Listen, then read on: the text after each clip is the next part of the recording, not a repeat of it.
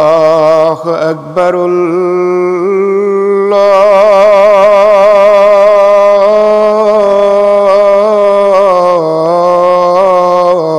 الله أكبر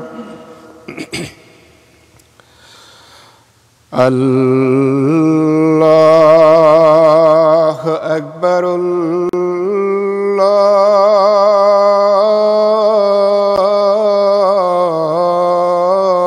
الله أكبر أشهد أن لا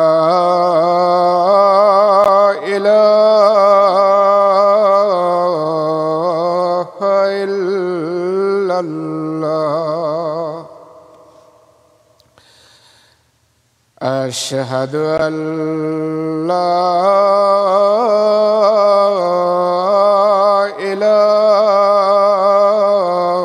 إله إلا الله أشهد أن محمدًا رسول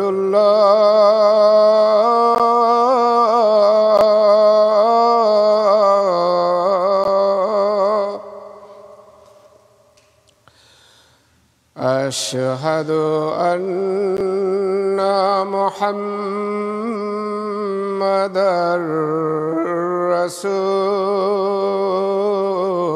رسول الله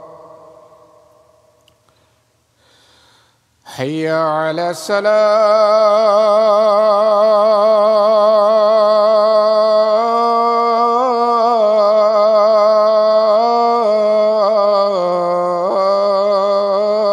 الصلاة حي على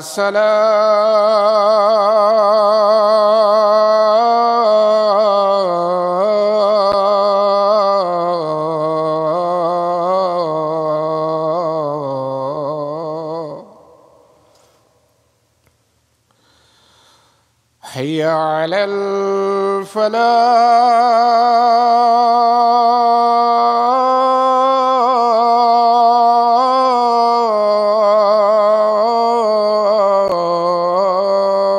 الفلاح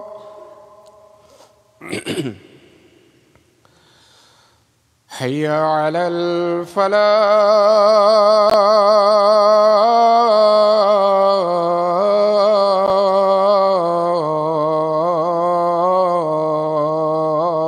الفلاح الله أكبر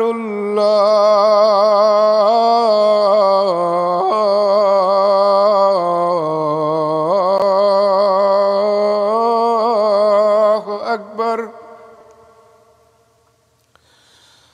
لا إله إلا الله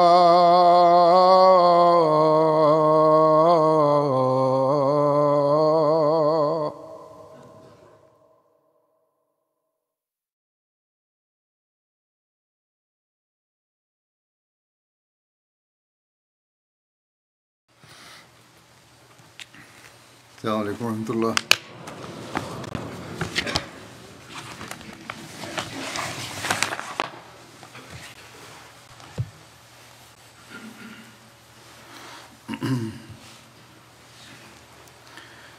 أشهد أن لا إله إلا الله وحده لا شريك له وأشهد أن محمدًا عبده ورسوله أما بعد فأعوذ بالله من الشيطان الرجيم بسم الله الرحمن الرحيم الحمد لله رب العالمين الرحمن الرحيم مالك يوم الدين إياك نعبد وإياك نستعين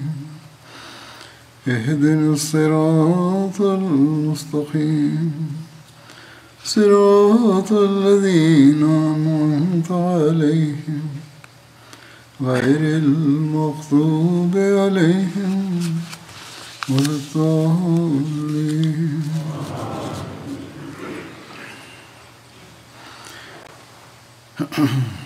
جنگ احد کے واقعات کے حوالے سے حضرت صلی اللہ علیہ وسلم کی سیرت کے پہلو اور صحابہ کا آپ کے ساتھ عشق و وفا کا تعلق، اس کا ذکر ہو رہا تھا. اس حوالے سے حضرت خارجہ بن زید کی شہادت کا بھی ذکر ملتا ہے.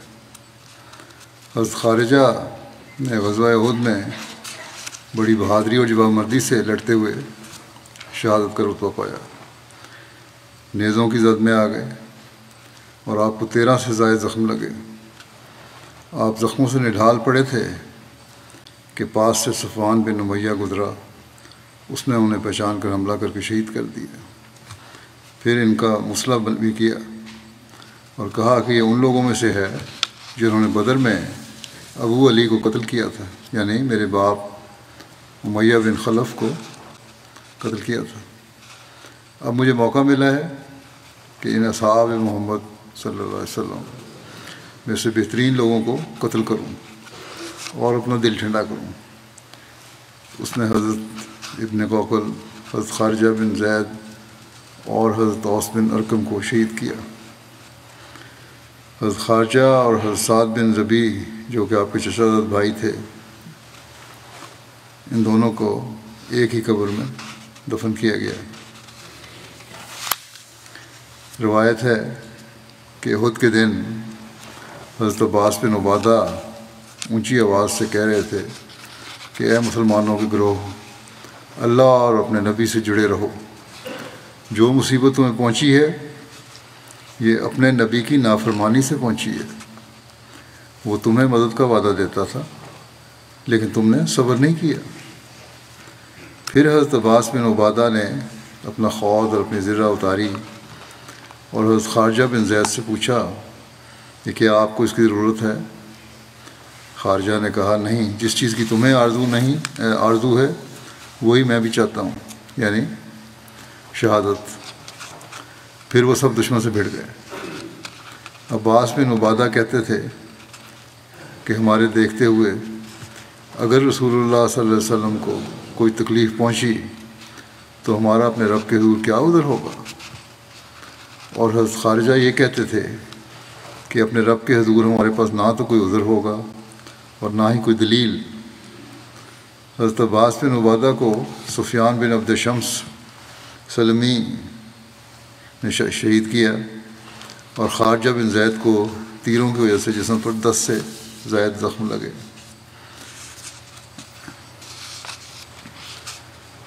پھر ایک حوالے میں ہے کہ غزوہ احد کے دن حضرت مالک بن دخشم حضرت خارجہ بن زید کے پاس سے گزرے. حضرت خارجہ زخموں سے چور بیٹھے ہوئے تھے. ان کو 13 کے قریب مہلک زخم آئے تھے. حضرت مالک نے ان سے کہا کہ کیا آپ کو معلوم نہیں کہ حضرت محمد رسول اللہ صلی اللہ علیہ وسلم شہید کر دیے گئے ہیں؟ یہ کافروں کے دوبارہ حملے کے بعد کا ذکر ہے. حضرت خارجہ نے کہا کہ اگر آپ کو شہید کر دیا گیا ہے تو یقیناً اللہ زندہ ہے اور وہ نہیں مرے گا. یہ تھا ان لوگوں کا ایمان. محمد صلی اللہ علیہ وسلم نے پیغام پہنچا دیا، تم بھی اپنے دین کے لیے قتال کرو. لیکن اب دشمن لڑ رہا ہے تمہارے سے تو تم لڑو. ہمارا کام بھی اللہ تعالیٰ کی خاطر جانے قربان کرنا ہے. پھر حضرت شماس بن عثمان کی شہادت کا ذکر ہے. حضرت شماس بن عثمان غزوہ بدر اور احد میں شامل ہوئے. آپ غزوہ احد میں بہت جافشانی سے لڑے. رسول اللہ صلی اللہ علیہ وسلم نے فرمایا کہ میں نے شماس بن عثمان کو ڈھال کی مانند پایا ہے. رسول اللہ صلی اللہ علیہ وسلم دائیں یا بائیں جس طرف بھی نظر اٹھاتے شماس کو وہیں پاتے جو جنگ احد میں اپنی تلوار سے مدافعت کر رہے تھے. یہاں تک کہ رسول اللہ صلی اللہ علیہ وسلم پر غشی طاری ہو گئی جب آپ پر حملہ ہوا اور پتھر آ کے لگا۔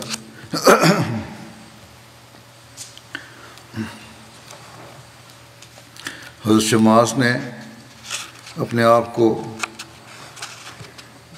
آپ صلی اللہ علیہ وسلم کے سامنے ڈھال بنا لیا تھا، یہاں تک کہ آپ شدید زخمی ہو گئے اور آپ کو اسی حالت میں مدینہ اٹھا کر لایا گیا، یعنی حضرت شماس کو مدینہ اٹھا کے لایا گیا۔ آپ میں ابھی کچھ جان باقی تھی، ان کو حضرت عائشہ کے یہاں لے جایا گیا۔ حضرت ام سلمہ نے کہا کہ کیا میرے چچا زاد بھائی کو میرے سوا کسی اور کے یہاں لے جایا جائے گا؟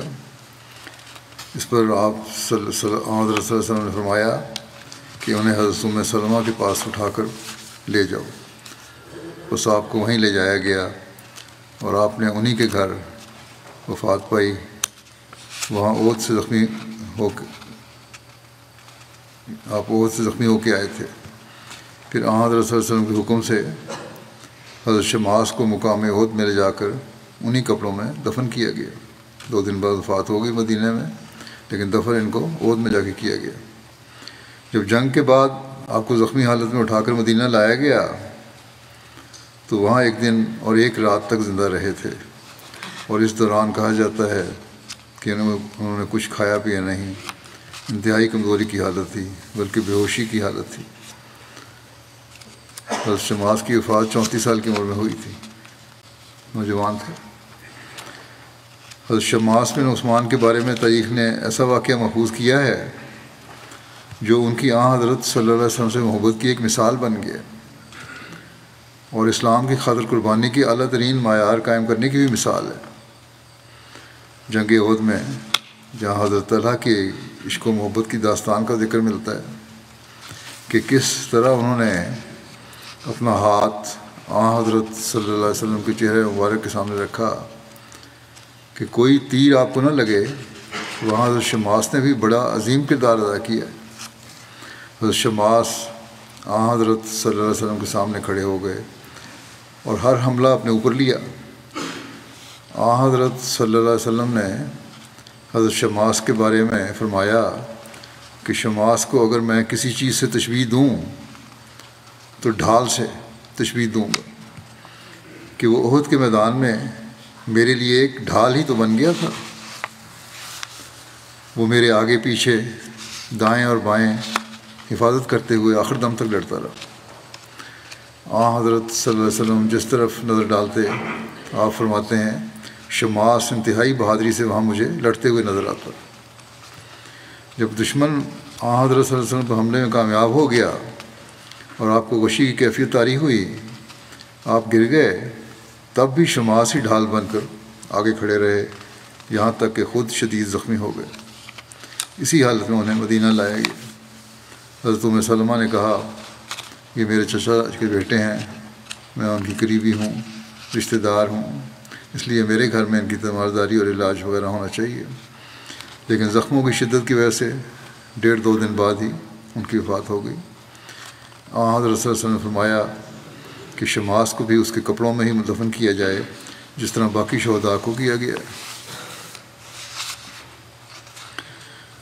پھر حضرت نعمان بن مالک کا شہادت کا ذکر ہے۔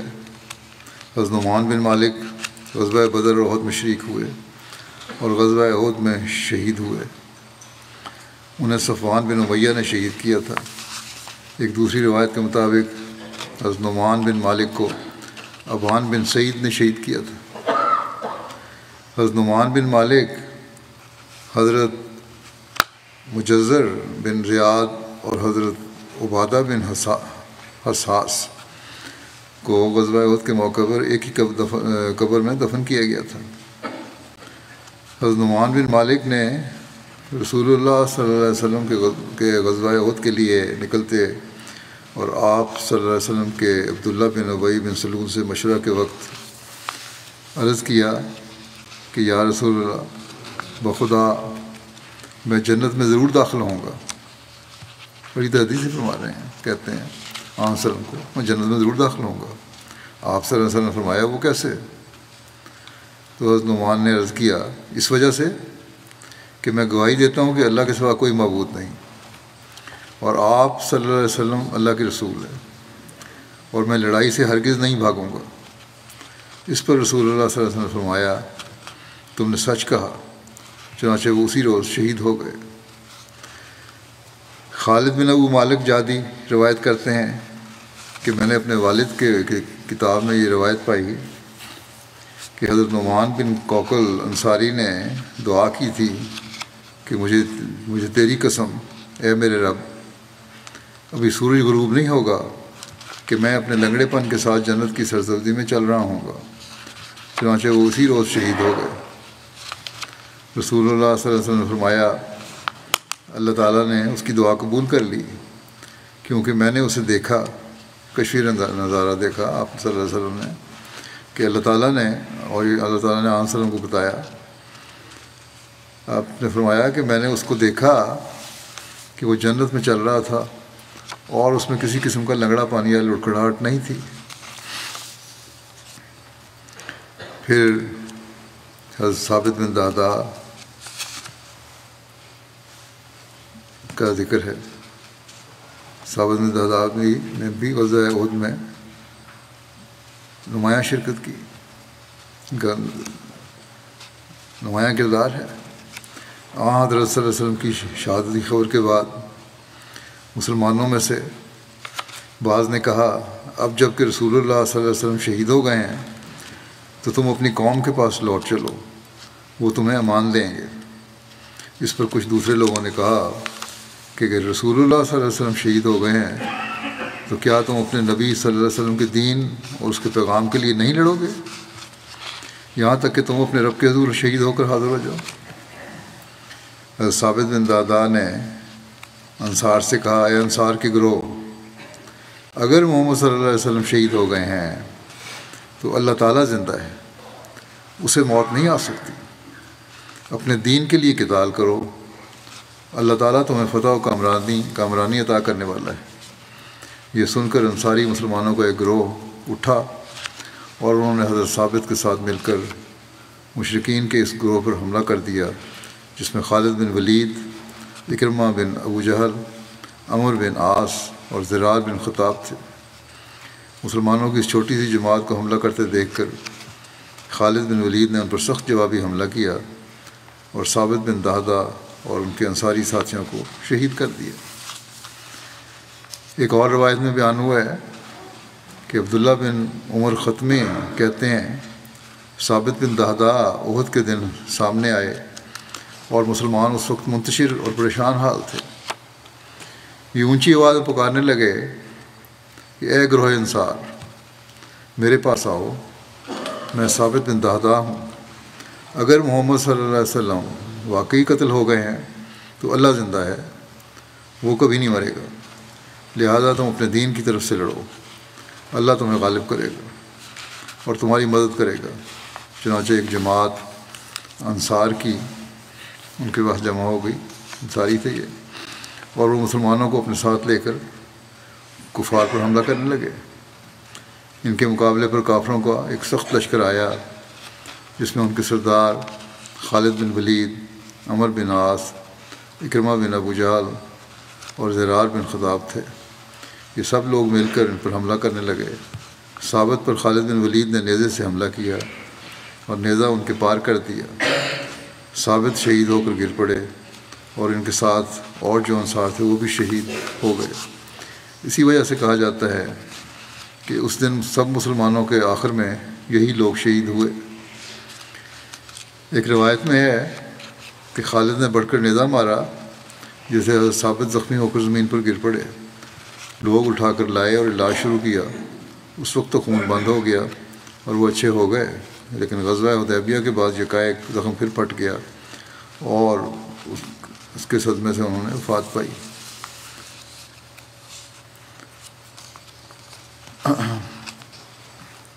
یہ بھی ایک روایت ہے۔ حضرت جابر بن سمورہ سے مروی ہے کہ نبی صلی اللہ علیہ وسلم حضرت ثابت بن دہدہ کے جنازے کے ساتھ پیدل تشریف لے گئے تھے اور گھوڑے پر بیٹھ کر واپس آئے تھے۔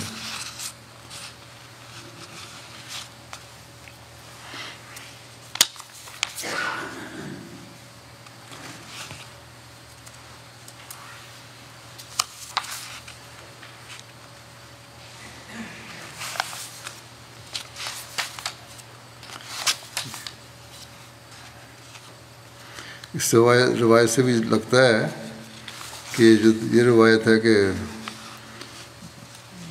غزوہ حدیبیہ کے بعد فتح نزدیک ہوئے تھے، یہ کمزور روایت لگتی ہے، اسی موقع پہ ہی شہید ہوئے تھے۔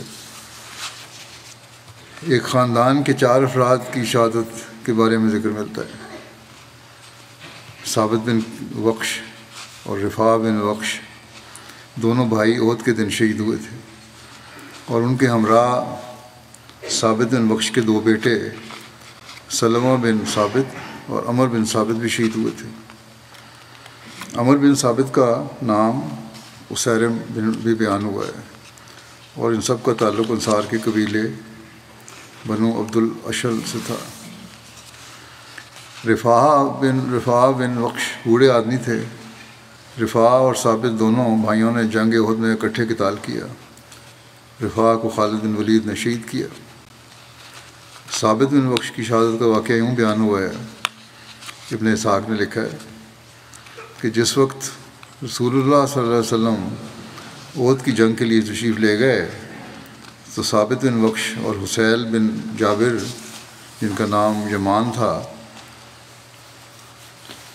اور یہ حذیفہ بن یمان کے باپ تھے، وہ دونوں عمر رسیدہ تھے اور اس قلعے میں سے تھے جس میں مسلمانوں کی عورتیں اور بچے حفاظت کے لیے پناہ گزین تھے۔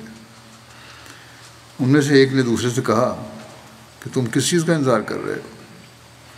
ہماری زیادہ عمر تو باقی نہیں رہی، اگر ہم آج نہ مرے تو کل ضرور مر جائیں گے، کیا ہم بھی اپنی تلواریں نہ اٹھائیں اور رسول اللہ صلی اللہ علیہ وسلم کو جا ملیں؟ شاید اللہ تعالیٰ ہمیں شہادت نصیب فرما دے۔ پھر یہ دونوں تلوار پکڑ کر کفار پر جا پڑے اور لوگوں میں مل جل گئے، یعنی جنگ میں شامل ہو گئے۔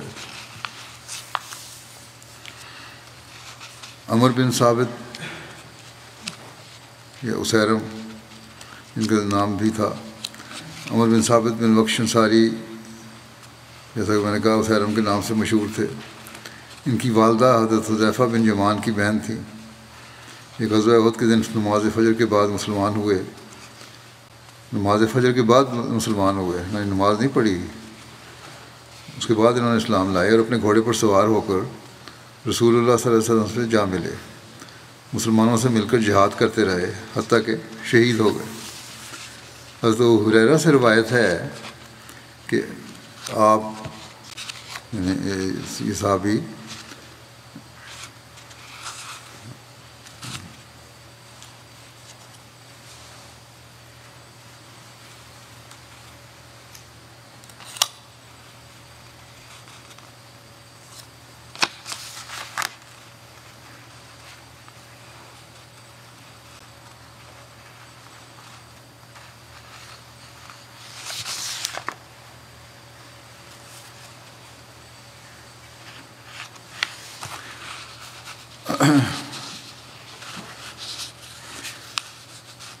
آپ نے صحابہ سے کہا کہ مجھے ایسے شخص کے متعلق بتاؤ جس نے کبھی نماز نہیں پڑھی اور وہ جنتی ہے۔ تو لوگوں کو اس کا علم نہیں تھا، آپ سے پوچھنے لگے کہ وہ کون ہے؟ تو آپ نے کہا کہ وہ اسیرم ہے، یعنی عمر بن ثابت۔ ایک روایت میں ہے کہ اسیرم اپنی قوم کے سامنے اسلام کا انکار کرتے تھے۔ جب غزوہ احد ہوا اور رسول اللہ صلی اللہ علیہ وسلم روانہ ہو چکے تھے، اسیرم کے سامنے اسلام کی حقیقت واضح ہو گئی تو انہوں نے اسلام قبول کر لیا۔ پھر اپنی تلوار لے کر اپنی قوم کے پاس آئے اور لوگوں میں جا گھسے اور جنگ کرنے لگے، یہاں تک کہ زخموں نے انہیں ڈھال کر دیا۔ اسی اثناء میں بنو عبد الاشل کے لوگ اپنے شہداء کی لاشیں تلاش کر رہے تھے کہ اچانک ان پر نظر پڑی، حیران ہو کر کہنے لگے یہ تو اسیرم ہے، لیکن یہاں اسے کون لایا ہے؟ ہم تو اسے چھوڑ کر آئے تھے کہ وہ اسلام سے انکاری ہے۔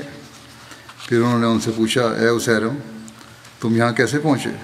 کیا اپنی قوم کی غیرت کی وجہ سے یا اسلام میں رغبت کی وجہ سے؟ انہوں نے کہا کہ اسلام میں رغبت کی وجہ سے، یعنی کہ اسلام کو میں نے سچا مانا ہے اس لیے میں آیا ہوں، میں اللہ پر اور اس کے رسول صلی اللہ علیہ وسلم پر ایمان لا کر مسلمان ہوا ہوں، اور اپنی تلوار لے کر رسول اللہ صلی اللہ علیہ وسلم کی معیت میں لڑتا رہا یہاں تک کہ میری یہ حالت ہو گئی جو تم لوگ دیکھ رہے ہو۔ پھر انہوں نے پھر انہیں لوگوں کے ہاتھوں میں دم توڑ دیا۔ نبی کریم صلی اللہ علیہ وسلم سے اس کا تذکرہ ہوا تو آپ صلی اللہ علیہ وسلم نے فرمایا کہ وہ جنتی ہے۔ میں وہاں پہلے جو رک گیا تھا اس لیے کہ آپ نے فرمایا کہ وہ جنتی ہے، وہاں رضی اللہ عنہ لکھا ہوا تھا، نہ کہ صلی اللہ علیہ وسلم لکھنا چاہیے تھا، تو غلط فہمی ہو رہی تھی، کسی صحابی نے نہ کہا ہو۔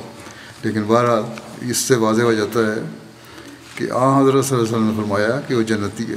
اور پہلی جو روایت ہے وہ بھی درست اس لحاظ سے لگتی ہے کہ بغیر نمازیں پڑھے جو جنت میں چلا گیا وہ یہ ہے، آخری وقت میں آئے اور شہادت کا رتبہ پایا۔ اس خاندان کے چوتھے شہید حضرت سلمہ بن ثابت تھے۔ حضرت سلمہ بن ثابت کا پورا نام سلمہ بن ثابت بن وقش ہے۔ حضرت سلمہ غزوہ بدر میں شریک ہوئے۔ غزوہ احد میں ابو سفیان نے حضرت سلمہ بن ثابت کو شہید کیا تھا۔ حضرت سلمہ کے والد حضرت ثابت بن وقش اور چچا حضرت رفاع بن وقش اور ان کے بھائی حضرت عمر بن ثابت بھی غزوہ احد میں شہید ہوئے تھے۔ اس خاندان کے بہت سارے افراد غزوہ احد میں شریک ہوئے۔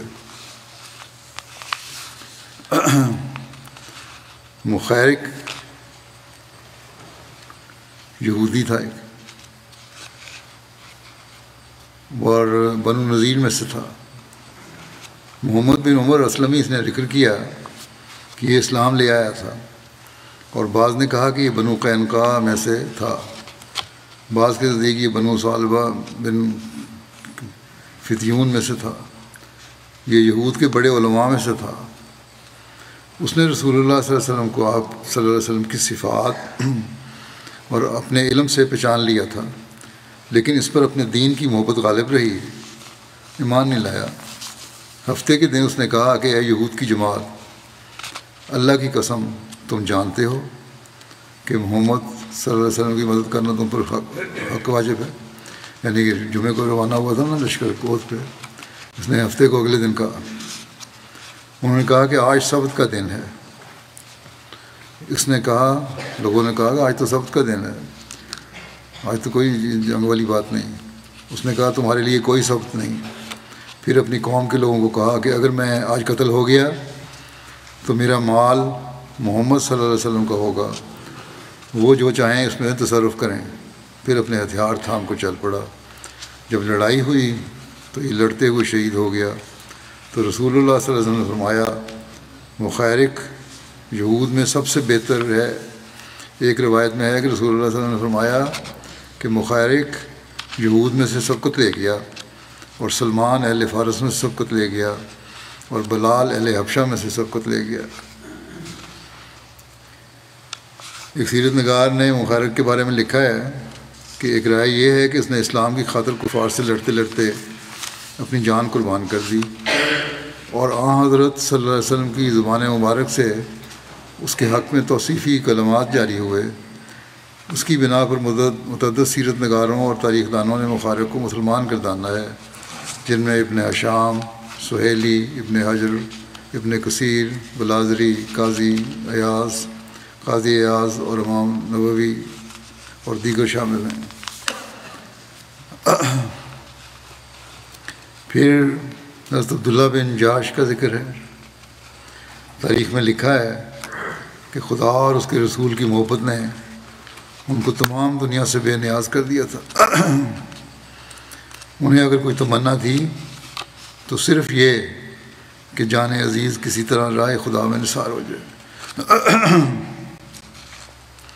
چنانچہ ان کی یہ آرزو پوری ہوئی، اور مجدہ فی اللہ یعنی خدا کی راہ میں کان کٹا، اس کے نام سے ان کے نام کا امتیازی نشان ہو گیا۔ شہادت سے قبل کی ایک مقبول دعا یہ بھی تھی ان کی۔ حضرت عبداللہ بن جاش کے بارے میں ہے کہ آپ کی دعا کس طرح قبول ہوئی تھی۔ آپ کی شہادت سے قبل ان کی دعا کی قبولیت کا ایک واقعہ مشہور ہے۔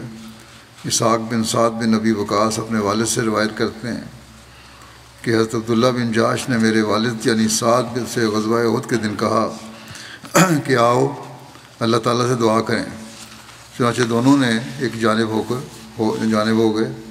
پہلے حضرت سعد نے دعا کی کہ اے اللہ، جس وقت میں کل دشمنوں سے ملوں تو میرا مقابلہ ایسے شخص سے ہو جو حملہ کرنے میں سخت ہو، بڑا سخت بہادر دشمن ہو اور اس کا رعب غالب ہو، بس میں اس سے لڑوں اور اس کو تیری راہ میں قتل کر دوں اور اس کے ہتھیاروں کو لے لوں۔ اس پر عبداللہ بن جاش نے آمین کہی۔ اس کے بعد حضرت عبداللہ بن جاش نے یہ دعا کی، پہلے کی دعا تھی، عبداللہ بن جاش کی یہ دعا تھی کہ اے اللہ، کل میرے سامنے ایسا شخص آئے جو حملہ کرنے میں سخت ہو اور اس کا رعب غالب ہو، اور اس سے میں تیری خاطر قتال کروں اور وہ مجھ سے قتال کرے، وہ غالب آ کر مجھے قتل کر دے اور مجھ کو پکڑ کر میری ناک کان کاٹ ڈالے۔ بس جس وقت میں تیرے حضور حاضر ہوں تو مجھ سے پوچھے کہ اے عبداللہ، کس کی راہ میں تیری ناک اور تیرے دونوں کان کاٹے گئے ہیں؟ میں عرض کروں کہ اے اللہ، تیری راہ میں اور تیرے رسول صلی اللہ علیہ وسلم کی راہ میں۔ جواب میں تو یہ کہے کہ تو نے سچ کہا، یعنی اللہ تعالیٰ سے یہ خواہش رکھی کہ اللہ تعالیٰ سے کہے کہ تو نے سچ کہا۔ حضرت سعد کہتے ہیں کہ حضرت عبداللہ بن جاش کی دعا میری دعا سے بہتر تھی، اس لیے کہ اخیر دن میں نے ان کی ناک اور دونوں کانوں کو دیکھا کہ ایک دھاگے میں معلق تھے، یعنی کٹے ہوئے تھے اور انہیں پرویا ہوا تھا۔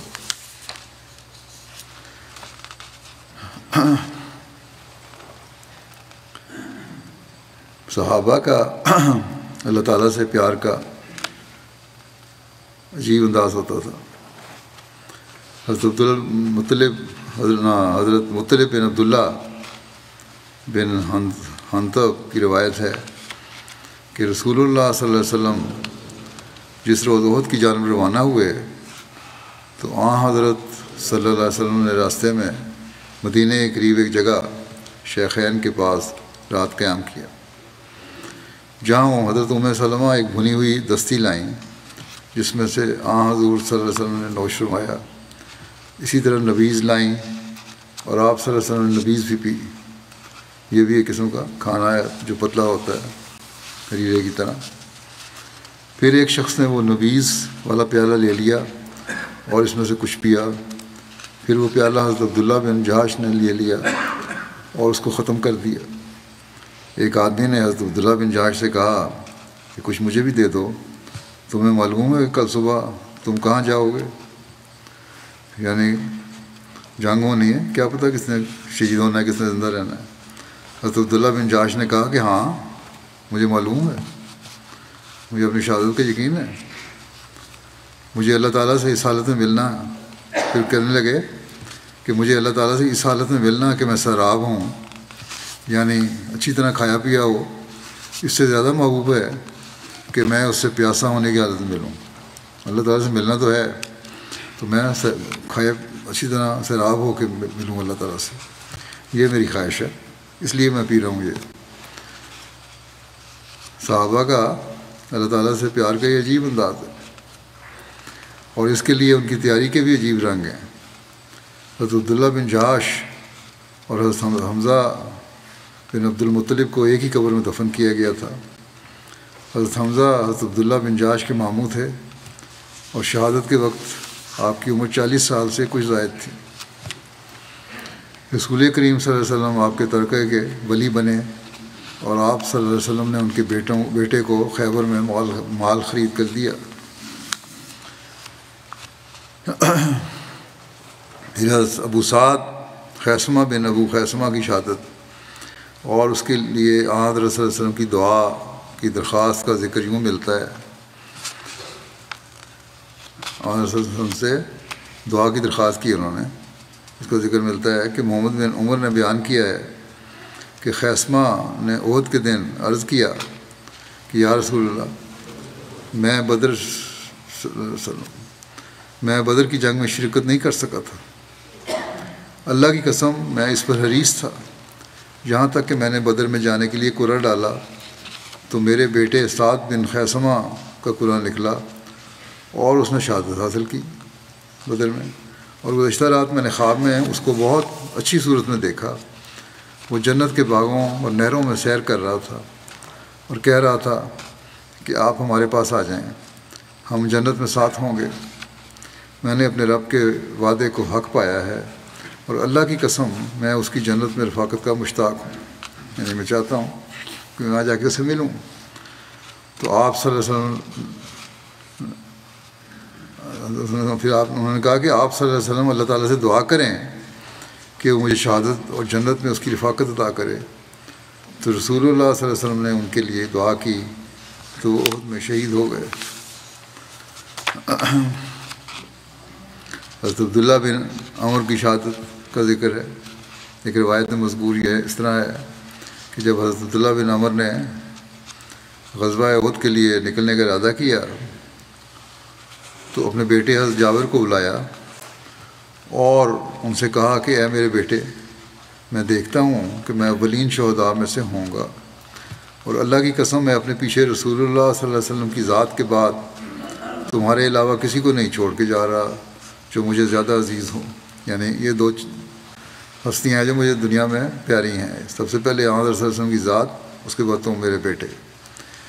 میرے ذمہ کچھ قرض ہے، میرا وہ قرض میری طرف سے ادا کر دینا، اور میں تمہیں تمہاری بہنوں کے ساتھ حسن سلوک کی وصیت کرتا ہوں، اپنی بہنوں سے حسن سلوک کرنا، ان کے حق نہ مارنا۔ حضرت جابر بیان کرتے ہیں کہ اگلی صبح میرے والد صاحب سب سے پہلے شہید ہوئے اور دشمنوں نے ان کی ناک اور کان کاٹ ڈالے۔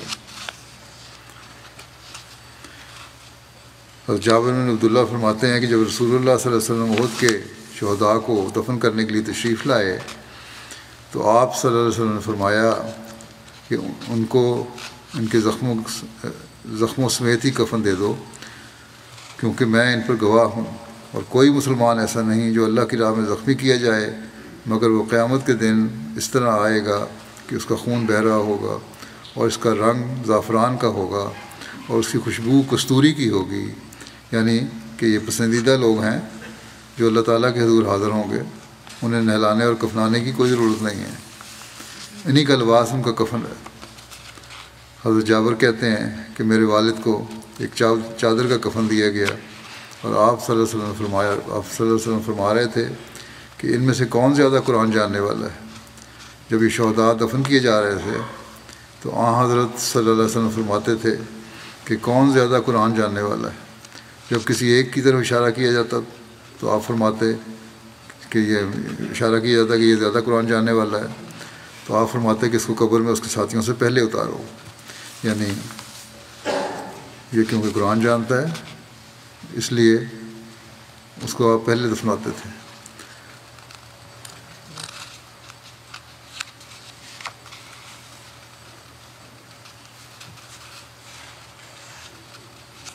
اچھا، حضرت عبداللہ بن عمر احد کے روز سب سے پہلے شہید ہوئے تھے۔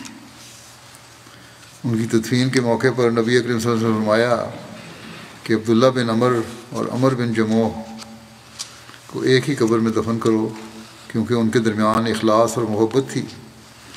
نیز آپ صلی اللہ علیہ وسلم نے فرمایا کہ ان دونوں کو جو دنیا میں باہم محبت کرنے والے تھے ایک ہی قبر میں دفن کرو۔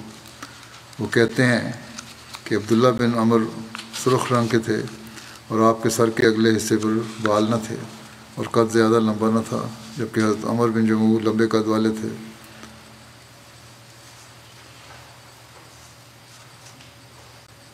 قد زیادہ لمبا نہیں تھا اور عمر بن جموح جو تھے وہ لمبے قد والے تھے، اس لیے دونوں پہچان لیے گئے اور دونوں کو ایک ہی قبر میں دفن کر دیا گیا۔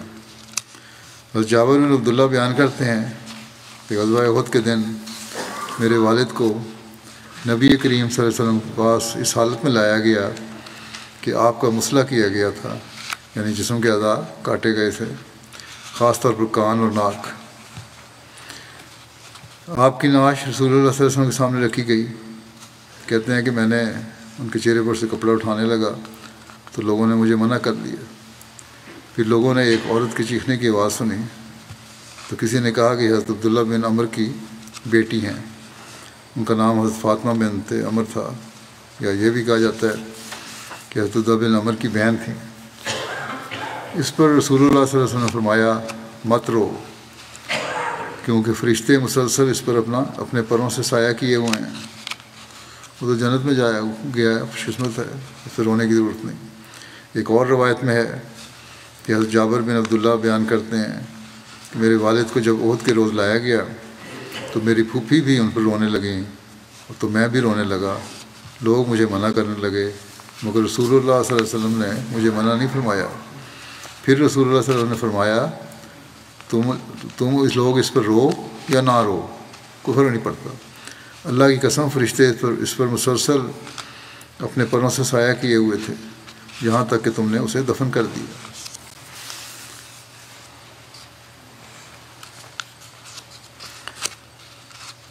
ثانی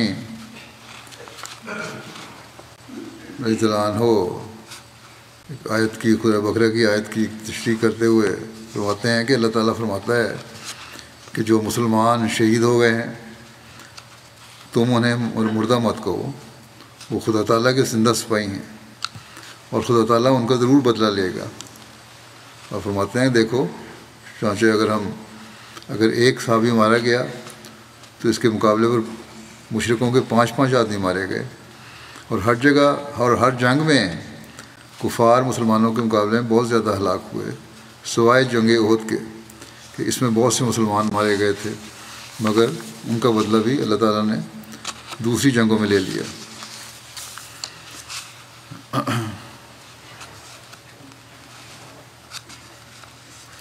جنگ احد کے بعد حضرت صلی اللہ علیہ وسلم کمزوری کی وجہ سے بیٹھ کر اس نے نماز ادا کی. آپ نے صلی اللہ علیہ وسلم نے کمزوری کی وجہ سے بیٹھ کے نماز ادا کی.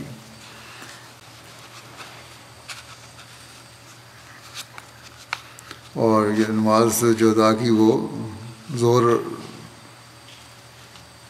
کی نماز پڑھائی تھی. آپ کے پیچھے صحابہ نے بھی بیٹھ کر ہی نماز پڑھی. آپ کیونکہ بیٹھ کے نماز پڑھا رہے تھے، صحابہ نے بھی بیٹھ کے نماز پڑھی، کھڑے نہیں ہوئے پیچھے. لکھنے والے لکھتے ہیں کہ غالباً یہ نماز دشمن کے واپس چلے جانے کے بعد پڑھی گئی. جہاں تک کہ صحابہ کے بھی بیٹھ کر نماز پڑھنے کا تعلق ہے تو انہوں نے ایسا اس لیے کیا تاکہ امام اور مقتدی کی نمازوں میں یکسانیت رہے. اس کے بعد یہ حکم منسوخ ہو گیا، یعنی ضروری نہیں مقتدی کھڑے ہو کر پڑھ سکتے ہیں نماز. یا یہ صورت ہوگی، یہ بھی بیان کیا جاتا ہے، اندازہ ہے لکھنے والے کا، کہ جن لوگوں نے بیٹھ کر نماز پڑھی وہ بھی زخمی ہی ہوں گے، اور چونکہ اکثریت زخمی صحابہ کی تھی جنہوں نے بیٹھ کر نماز پڑھی، اس لیے یہ لفظ استعمال کیے گئے کہ مسلمانوں نے بیٹھ کر نماز پڑھی. یعنی ان میں کھڑے ہو کر نماز پڑھنے والے بھی تھے، مگر صرف وہ لوگ تھے جو زخمی نہیں تھے، اور ایسے لوگوں کی تعداد بہت کم تھی.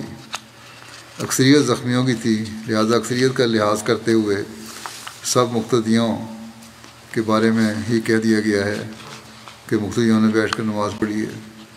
سیرت الحلبیہ کا یہ حوالہ ہے. شہدائے احد کی تعداد کے بارے میں بھی ذکر ہے. جہاں تک غزوہ احد میں مسلمان شہداء کی تعداد کا تعلق ہے تو اکثر علماء کا قول یہ ہے کہ اس دن کل مقتولین کی تعداد 70 تھی، جن میں سے 4 مہاجرین میں سے تھے جن کے نام یہ ہیں حضرت حمزہ، حضرت مصعب، حضرت عبداللہ بن جاش اور حضرت شماس بن عثمان. ایک قول یہ ہے کہ شہدائے احد کی کل تعداد 80 تھی، جن میں سے 74 انصار میں سے تھے اور 6 مہاجرین میں سے. علامہ ابن حجر عسقلانی کہتے ہیں کہ اگر 6 مہاجر شہید تھے تو شاید 5ویں حاطب بن بلتا کے غلام سعد اور 6 ثقیف بن عمر تھے جو بنو عبد شمس کے حلیف تھے. ایک کتاب ہے عیون الاسر، اس میں شہداء کی کل تعداد 96 بتائی گئی ہے. مشرکین میں سے مرنے والوں کی کل تعداد 23 تھی. ایک قول یہ ہے کہ یہ تعداد 22 تھی مشرکین کی. ایک روایت یہ بھی ہے کہ اس جنگ میں تنہا حضرت حمزہ نے 31 مشرکوں کو قتل کیا تھا. کیونکہ یہ روایت صحیح نہیں لگتی کیونکہ کل تعداد ہی 23 تھی ان کے مرنے والوں کی. ایک سیرت نگار شہداء احد کی تعداد کے بارے میں لکھتا ہے کہ غزوہ احد میں کفار کے ہاتھوں شرف شہادت سے ہمکنار ہونے والے صحابہ کرام کی تعداد کے متعلق مختلف اقوال ہیں. تاریخ دانوں، سیرت نگاروں اور محدثین کرام کے ہاں شہدائے احد کی تعداد کے بارے میں 49 سے لے کر 108 تک کے اقوال ہیں، لیکن اکثر یہی ہے کہ 70 صحابہ شہید ہوئے تھے احد کے دن۔ غزوہ احد کے شہداء کی نماز جنازہ اور تدفین کا ذکر بھی ملتا ہے۔ مختلف آراء ہیں غزوہ احد کے شہداء کی نماز جنازہ کے بارے میں۔ صحیح بخاری کی روایت میں ہے کہ حضرت جابر بن عبداللہ یہ بیان کرتے ہیں کہ نبی کریم صلی اللہ علیہ وسلم نے غزوہ احد کے شہداء میں سے دو آدمیوں کو ایک ہی کپڑے میں اکٹھا رکھتے ہوئے، نبی کریم صلی اللہ علیہ وسلم غزوہ احد کے شہداء میں سے دو آدمیوں کو ایک ہی کپڑے میں اکٹھا رکھتے اور پھر پوچھتے کہ ان میں سے کون قرآن زیادہ جاننے والا ہے، جانتا تھا۔ پھر جب ان میں سے کسی ایک کی طرف اشارہ کیا جاتا تو آپ صلی اللہ علیہ وسلم اس کو لحد میں پہلے رکھتے تھے۔ اگر ایک ہی کپڑے میں تھے تب بھی دائیں بائیں رکھ دیتے ہوں گے، پہلے اس کو دفنایا جاتا پھر دوسرے کو ساتھ ہی۔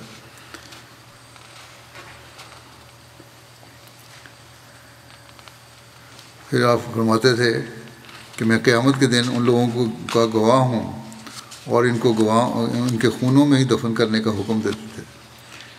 نہ ان کو نہلایا گیا اور نہ ہی ان کی نماز جنازہ پڑھی گئی۔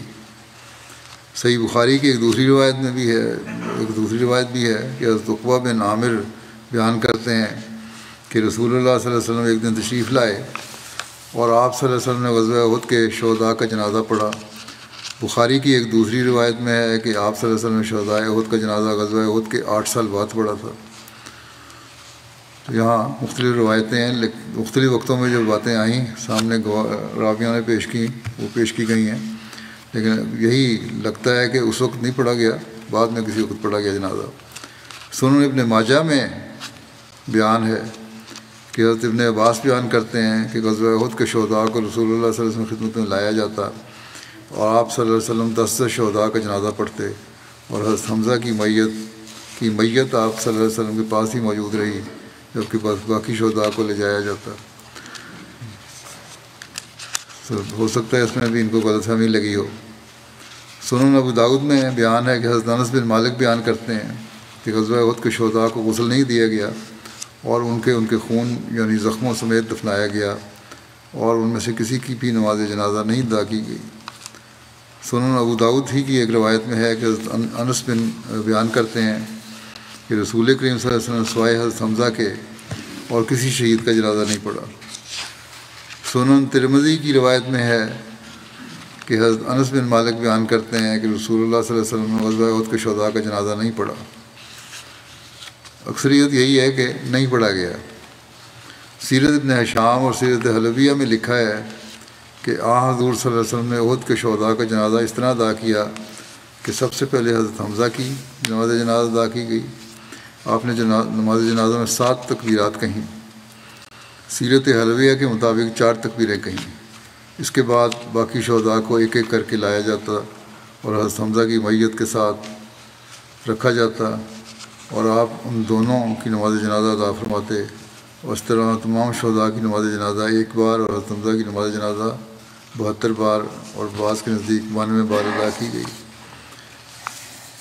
بہرحال یہ روایتیں تو لکھی گئی ہیں لیکن کمزور روایتیں بھی ہیں بعض۔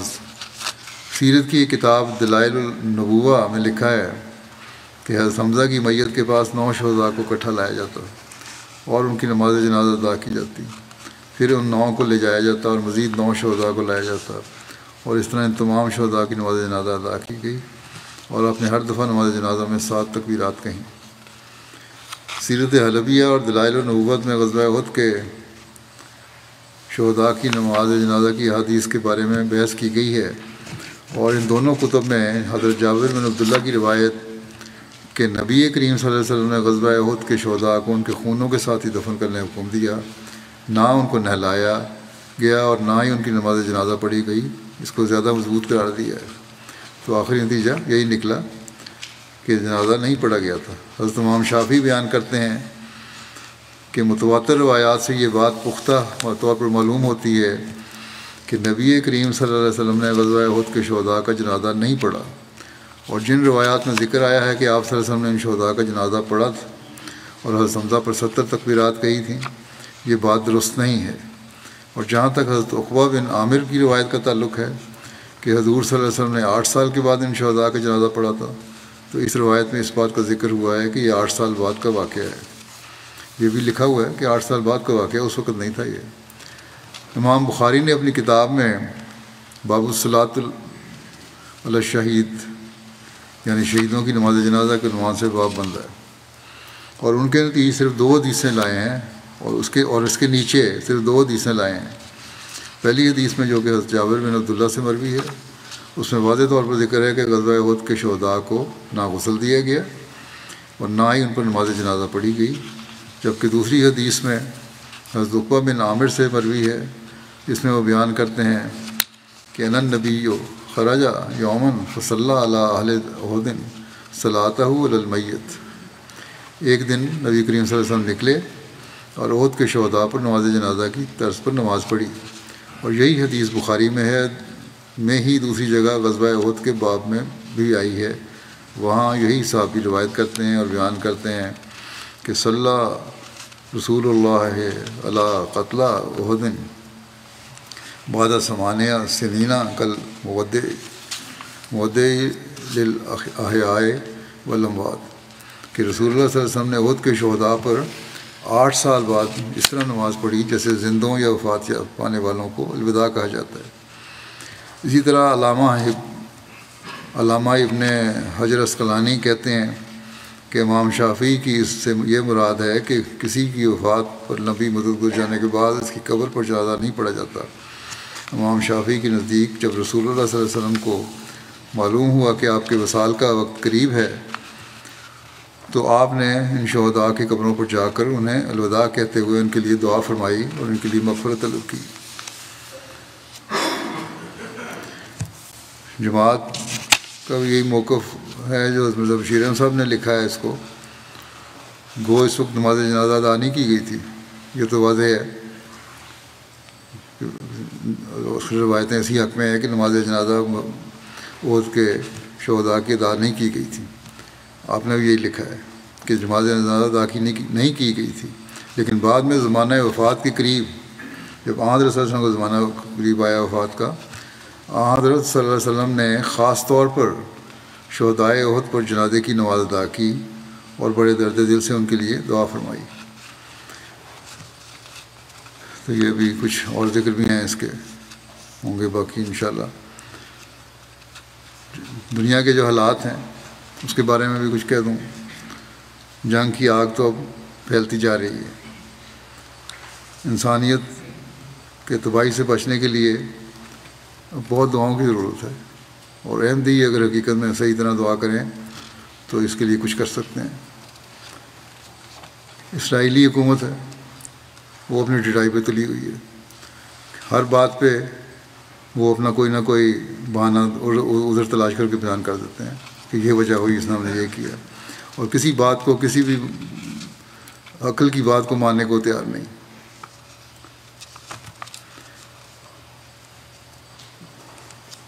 باقی حکومتیں ہیں دنیا کی جو طاقتور، ان کی مرضی ہے یا ان کو بھی اس کا خوف ہے اسرائیل کا، اور وہ جو بھی اسرائیلی وزیر اعظم یا ان کی حکومت بیان دیتی ہے، یہ پہلے اپنا بیان اس بات پہ دیتے ہیں کہ جنگ بندی ہونی چاہیے، ظلم بند ہونا چاہیے، اس کے بعد جو وہ بیان دے دیں تو اس پر ساتھ کر دیتے ہیں۔ اللہ تعالیٰ مسلمانوں پر بھی رحم فرمائے اور ان کو بھی خدا تعالیٰ کی طرف جھکائے۔ یہی ایک رستہ ہے جس کی بنا میں آ کے یہ لوگ اپنے دنیا و آخرت سنوار سکتے ہیں۔ اللہ تعالیٰ ان پر رحم کرے اور ہمیں بھی دعاؤں کی توفیق عطا فرمائے اور ہم کو بھی رحم فرمائے۔